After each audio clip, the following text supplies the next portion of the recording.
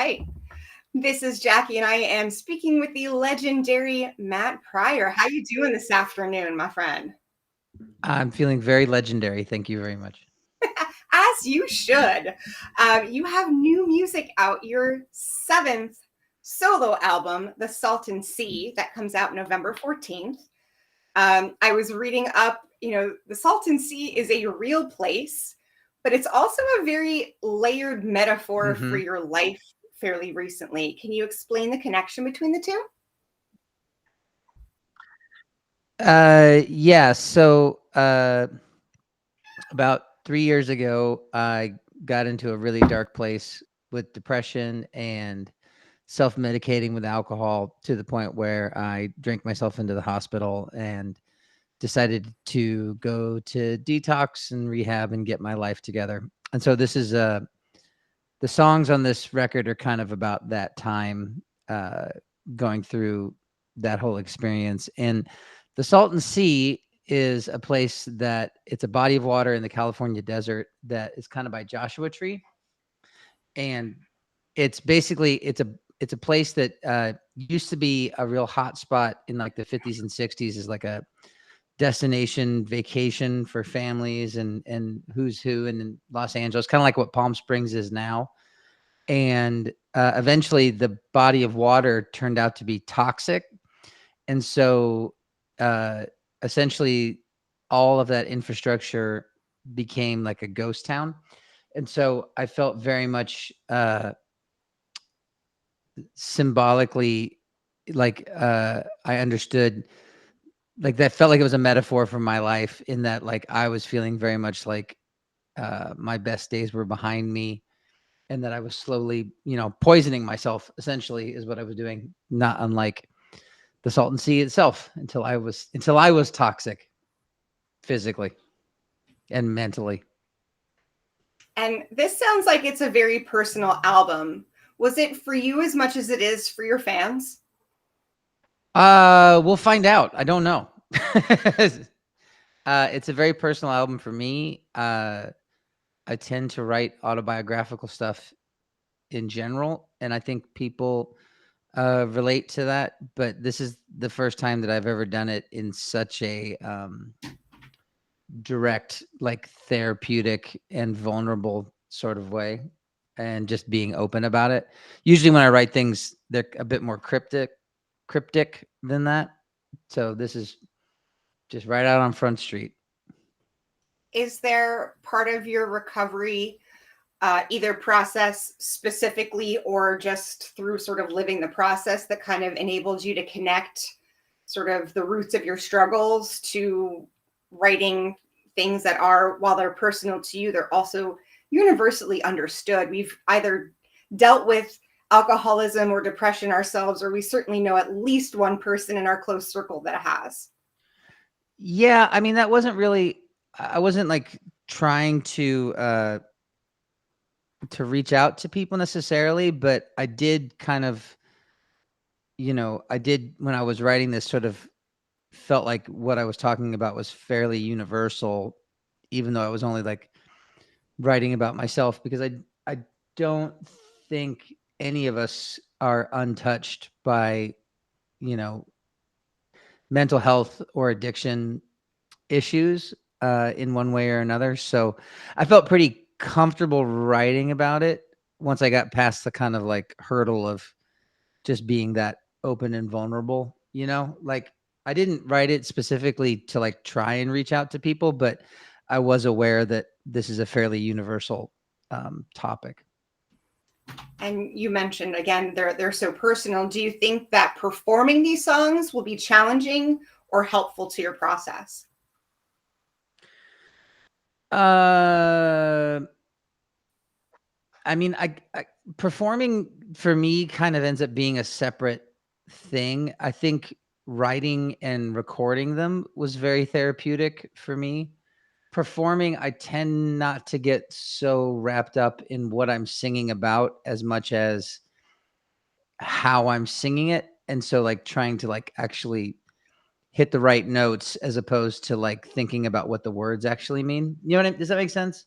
Yes. As someone who doesn't thankfully for everyone, I don't sing, but I know that the focus, I get it. The focus is on giving the good performance, not so much reading into the lyrics. Yeah, it would be like building a bicycle versus riding a bicycle. You know what I mean? Like it's sort of, I might work on the craftsmanship of the thing and then get, you know, one set of emotions out there, but then like riding the bicycle is more about focusing on the task at hand, you know, and trying not to crash. So it sounds like the songwriting and recording aspect is more cathartic than perhaps the performance. Yes, very much so for me. I mean, I think it's different for other artists, but that's what really the therapeutic side of my job is really on the creative part of it and less on the performance side of it. And back to the track itself, the title track has a video component. Who came up with the video treatment? My friend Josh Berwanger, who plays in the band The Anniversary, who I've been friends with for 30 years now. He basically took a bunch of old stock footage from, you know, the 1950s in California and in the Salton Sea in particular. And then my other friend, Michael Dubin, who's the photographer and art director for the record, who took all the pictures, we went out there and out to the Salton Sea back in March and took a bunch of photos and a bunch of videos. And he brought a drone and we got a bunch of like drone shots of the water and the mountains and stuff. And so that's kind of incorporated into that too. Um, but yeah, so yeah, all the video footage is from the actual. It's kind of weird because I'm so associated with the Midwest and with Kansas in particular that I now have this very like California centric visual thing going on with this record. So that's something that's kind of different for me, but cool. And to be fair, when you first started songwriting back in the day, the music industry was much different. What role do you think music videos play in 2025 now that MTV has been officially retired? You know, I don't really know. I don't. Uh, it seems to have just fallen into the overarching concept of, you know, a word that we just call content. And to a lesser degree, I think albums have come. I think, I don't know. It's interesting because on the one hand, you know, on the one hand, music videos are promotional tools for selling things, but on the other hand, they can also be very artistic. And then in that same train of thought, albums can be promotional materials for, you know, concerts and merchandise and stuff like that. But they can also be very artistic, you know, as well. And so sometimes I battle the pessimism of thinking that like I just make art to sell it. You know what I mean? And so like this record in particular was really cathartic, and it's very liberating to be kind of just like I did this kind of as part of my recovery process, and so I don't actually give a shit if anybody likes it because I'm just like I really did honestly just do it for me. And I'm lucky enough that I've been doing this a long enough time and I haven't established enough of a career that if everybody does hate it, I don't think it's going to tank anything for me. Might set me back a couple paces, but so yeah, I think that like the visual, I've never been much of a visual person when it comes to create. I mean, that's not true. I can visualize things and I can articulate what they are. I'm not very good at creating visual art. And so someone like Josh, who is a very talented filmmaker, and I just knew that he could kind of communicate what I had in my head. Yeah, it's got to be hard to find a balance between being advertising and being genuine when it comes to making content, when it's like that's not my job, my job's a musician. So Right. having someone Well, to this was help part of the thing that I people. got into making music videos back, and I don't like making music videos in the traditional sense of like me being on camera lip syncing kind of thing. That's not why. That wasn't like when you're laying in bed dreaming about being a musician, lip syncing is not really part of that dream. And so, I mean, at least it wasn't for me. Maybe it is for some people, but, so but it's also like, you have to like, in a lot of ways, once you create something, you have to like hand it off to both the people who are listening to it and interpreting it.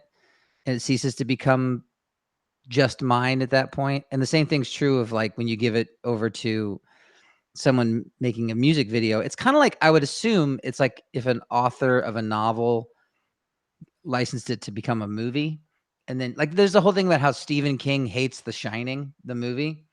And it's like, that's considered one of the greatest movies of all time, but it doesn't fit his vision. You know what I mean?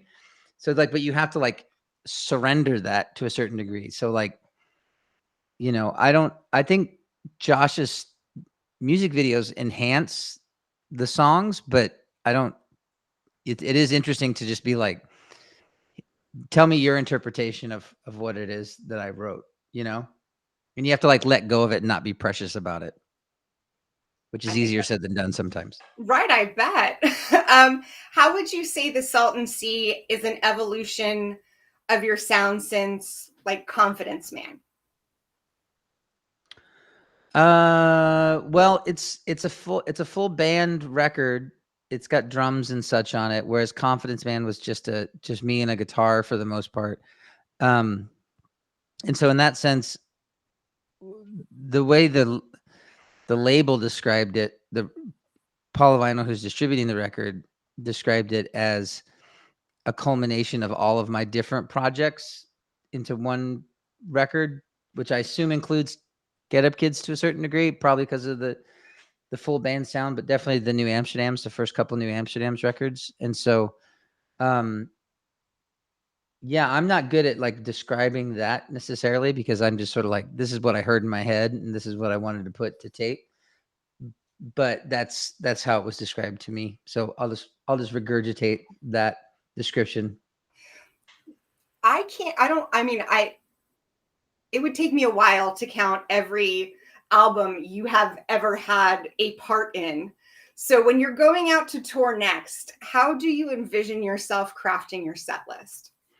Well, the tour that I'm doing for this record, two of my kids are going to be performing with me, and it's just going to be like a kind of a trio, uh with like bass and piano and guitar, and then a lot of vocal harmonizing, because we're related, we sing well together.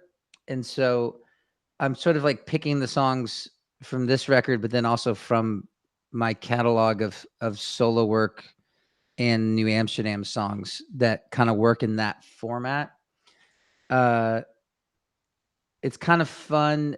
Like, I did a book tour when my book came out, and I was basically picking the songs to perform on that tour that coincided with stories in the book. So it's almost like the format of the tour kind of decides what it is that I'm going to play. And I have enough songs now. And I would be hard pressed to name all the records that I've played on as well. I could probably do it, but I would have to think about it for a little bit. Um, and so there's plenty of songs that like I can choose from that'll be like, uh, like my youngest Jersey was going to bring a banjo, and I was like, "Oh, we've got plenty of banjo songs we could play that I'd never get to play because we never have a banjo." Like, and I think that that's really fun, especially since I just finished up the Get Up Kids tour where we were playing the exact same set every single night because it was an album anniversary tour, and so I'm excited to just like not do that at all. you know. A little I flexibility love does. doing that. It's very fun, but it's been a year and a half of playing the same record every night, so I'm ready to do something else. Yeah, how do you keep sane doing sort of a Groundhog Day-esque tour like that? Well, you basically kind of become an energy vampire feeding off the enthusiasm of the audience, you know? And so I always say that like they're fun songs to perform because everybody at the show is so excited. They're fucking terrible to rehearse because it's just the five of you in a room and you're like, we got to run through the set. It's like, why do we have to run through the set? It's like, well, because we're getting paid to play these songs well. So we need to make sure that we play them well. And then it's just like, it sucks. It's just like an hour and a half of just like, let's just get this over with. Cause there's nobody that's like, you know, it's just, there's nothing to like encourage you at that point. You know, you have to like get up and make the donuts. Stop, it's almost my dinner time. So between all of the different iterations of Matt Pryor and all of your different bands and solo work, how has your definition of success either changed, or what is your definition of success right now? Well, you know what's interesting is that I think my definition of success is technically to be able to make a living creating things, you know, and not necessarily like I don't need to live in a mansion. I just need to like, I mean, I live in Kansas for fuck's sake, you know, like it just sort of like, it's not, the standard of living is fairly low, but the thing that I'm realizing is that like, I think I have a different view of success as a solo artist than I do as the singer of a band. And I think a lot of what I consider successful as a solo artist has to do with more like intimate connections with people. And what I consider success with the band is a bit more just because of the nature of the thing being, you know, physically bigger and more of a production, that it kind of requires just more of like everything. Like it requires a bigger vehicle to carry everybody. It requires a bigger stage to fit everyone. It requires, you know, this last tour we did had a light guy the whole time, which made a huge difference as far as like just presenting the show. Whereas I don't really want that as a solo artist. I really just want to be able to pick up a guitar and perform anywhere, you know, and I want both of those things, but I don't necessarily want my solo career to be attempting to mimic the Get Up Kids trajectory, because it's just I find it's a weird, it puts me in a weird headspace where I'm like competing with myself somehow, and that seems schizophrenic. And I'm trying to work towards positive mental health things these days and not further damaging my brain. Very smart. So the Salton Sea comes out November 14th. Stay tuned for much more from the man of many metaphors. Thank you so much, Matt Pryor. I hope you have a great night. Thanks, you too.